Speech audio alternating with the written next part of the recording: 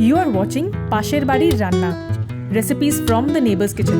বাড়ির কাছে আর শ্রীনগর সেথা পড়শি বসত করে এখন পড়শি বসত করে একদিনও না। This is Huro Gudiye with Raina Talukder. So Huro Gudiye is essentially like a chicken kind of a mash. I would say like a bhorta. It's like slightly crushed, so it is not as finely done as a bhorta. Huro is chicken and Gudiye is something that we mash. Like we do Gudiye with prawns also. You can do with any other protein as well. Here we have used chicken with skin, because I think it really adds the texture to it, and in traditional Chakma households they will just do it with the chicken skin. Hi, my name is Raina, and today I'll be cooking some food from my home. So I am from the Chakma community, but I was born and brought up in Calcutta, living in Calcutta, and so I will be sharing some of the recipes that we cook at home. For Huro Gudiye, we need chicken with skin, just regular small curry cuts, just small pieces. You can take a little bit of lean meat and then some bones, because we want that crunchy texture, but not a lot of bones. So like maybe cartilage, the wings, like softer bones would be like a good addition.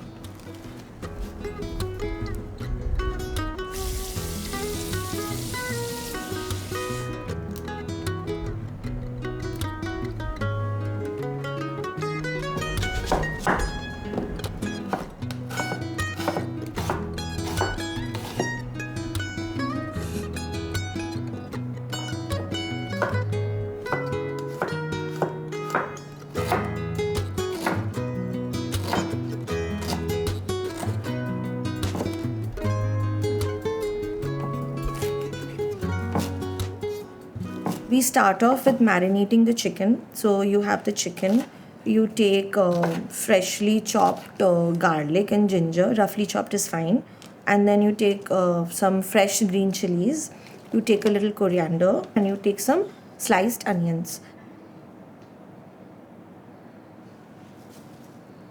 And then you take a little bit of mustard oil, and then you marinate everything together.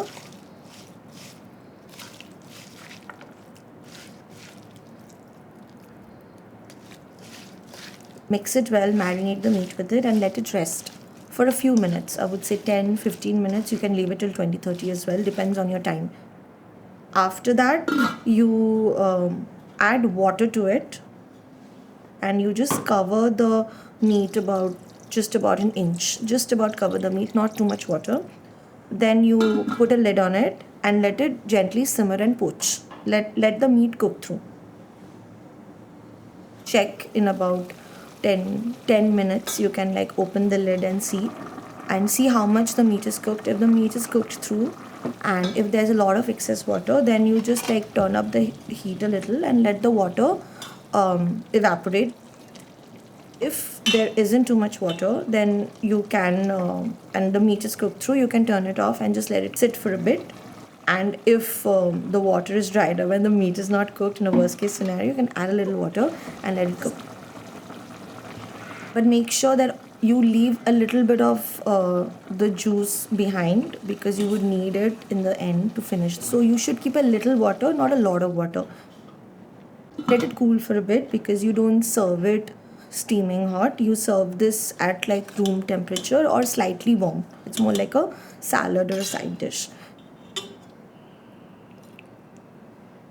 Once it's like relatively cool down, you strain out the meat, and then you mash it with a pestle and a mortar. And you have to do it in batches. I guess you will never have a big enough pestle and a mortar, so you do it in small batches. You have points that you have to look out for, is that you are not looking for a super fine mash. You're not looking at a baata or a bhorta. It is to be a rough sort of a blend. So you start with crushing the bones first. The bones and the ginger and the garlic. You mash them first, and the meat is not very difficult. It'll assimilate.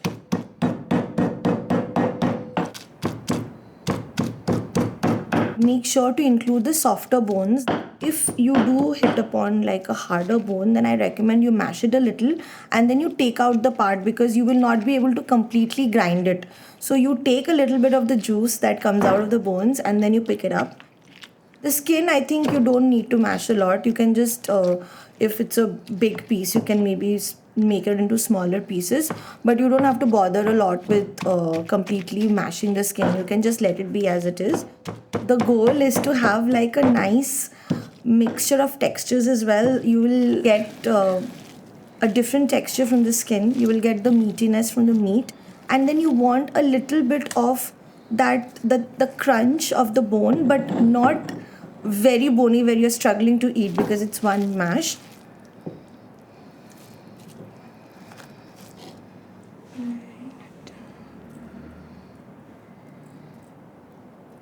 So once your mash is ready, then you add as much of the jus that you need. Add it to like make it a little like moist.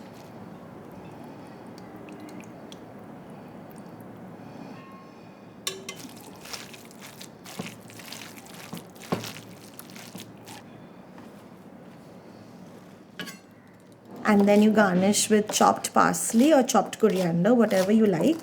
I personally prefer parsley because I think it adds like a slight variation from the coriander, because we added the coriander while marinating. Usually at home they use wild parsley, but it is not available here. So I think parsley comes like a close second in terms of like fragrance and being like a fresh herb. So I prefer adding parsley, but since I've always cooked with like limited means in terms of ingredients, I don't have access to all ingredients that people at home have. Then so I kind of run a makeshift kitchen. So even if you get coriander, it's not a end game. You can add whatever is available, coriander or parsley. You just need something to add freshness, a herb.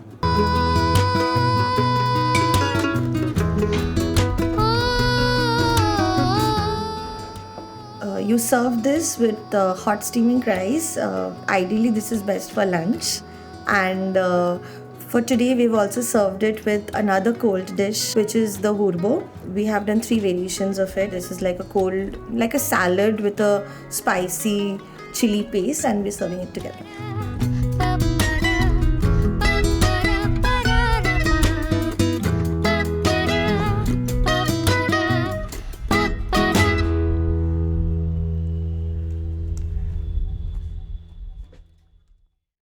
The Pasher Barir Ranna series is made possible by the support of our patrons at Bongits Adda. For long, we have wanted to produce a series that documents not just our family recipes, but those of other families and communities living in West Bengal. If you have watched and loved the episodes of Pasher Barir Ranna featuring Rahul, Salma, Domadi, and more new guests are coming up soon, know that this series could come into existence only because of the wonderful patrons of our community. Their support allows us to have a budget to collaborate with guests, commission music by local artists we love, and produce videos of the best quality we can, all without having to worry about YouTube upload cycles, algorithms, views, and revenue. If you'd like to support this series too, you can become a patron by going to the link in the description.